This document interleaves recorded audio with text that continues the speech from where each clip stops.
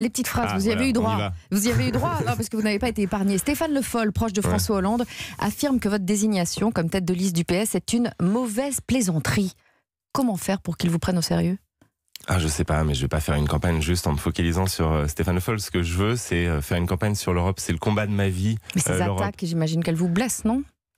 Non, je suis pas là pour être blessé. On m'avait prévenu que la politique, c'était une entrée dans l'atmosphère un peu tumultueuse et turbulente. Mais, et alors c'est comment ? Oui, je confirme, je vous jure. Mais c'est un peu ça le problème aussi, c'est qu'il y a des gens qui ont fait carrière dans la politique. Et donc, quand quelqu'un qui n'est pas du sérail arrive, eh bien, ils ont l'impression qu'il vient sur leur territoire, voler leur nid, voler leur travail. Non, la carrière politique, c'est fini. C'est pas une carrière, c'est un engagement. Et moi, je veux parler de l'Europe parce que c'est la cause de ma vie. Vous savez, depuis que je suis petit, je rêve d'Europe. Il n'y a pas une élection où je me serais engagé si ce n'était l'élection européenne, parce que c'est à l'échelle européenne qu'on décide de choses aussi importantes que la régulation de la mondialisation, la lutte contre le réchauffement climatique, la défense des libertés publiques. Alors il n'y a pas que ces vieux briscards de la politique. Des membres fondateurs de votre mouvement Place Publique, qui n'a que 6 mois d'existence, ont déjà claqué la porte. L'un, Farid Benlaga, vous accuse de mépris de classe, d'aveuglement, d'absence de connaissance de ce pays. L'autre, l'économiste Thomas Porcher, autre cofondateur de Place Publique, vous accuse de trahison de la promesse initiale.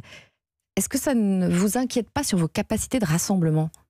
Écoutez, on a lancé un rassemblement, justement, on est la seule liste qui essaye le rassemblement. Le Parti Socialiste a rejoint une dynamique de rassemblement et n'aura pas une tête de liste socialiste. Il y a 6 listes à gauche, 6 listes à gauche. Il y a Nouvelle Donne de Pierre Larrouturou et des acteurs du Pacte Finance-Climat qui nous ont rejoints.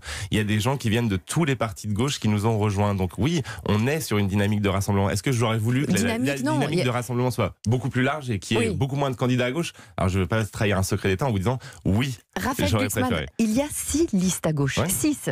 Vous ne le vivez pas comme un premier échec, vous qui vouliez unir la gauche ?